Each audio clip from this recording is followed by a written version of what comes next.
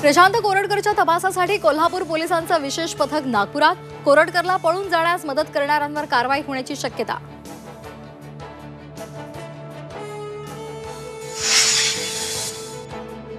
केंद्र सरकार ओला उबरला टक्कर देणार, देशात लवकरच सुरू होणार सहकारी टॅक्सी सेवा।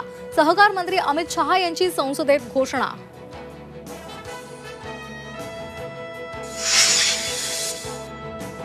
न्यू इंडिया बँक घोटाळा प्रकरणामधील 8वा आरोपी राजीव रंजन पांडेलाची पोलीस कोठडी आज संपणार। आज राजीव रंजन पांडेला कोर्टात हजर केलं जाणार।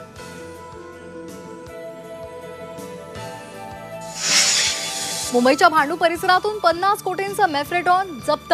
ड्रग्ज तस्करी प्रकरणी एनसीबीकडून दोघांना अटक।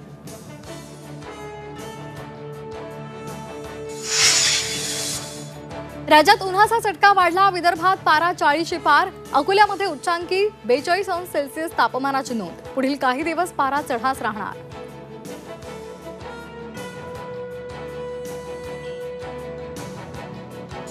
ठाण्यामध्ये पाणीपट्टी थकवणाऱ्यांविरोधात पालिकेची विशेष मोहीम। बिल न भरणाऱ्यांचं पाणी कनेक्शन खंडित। काल दिवसभरात 2 कोटींची वसुली।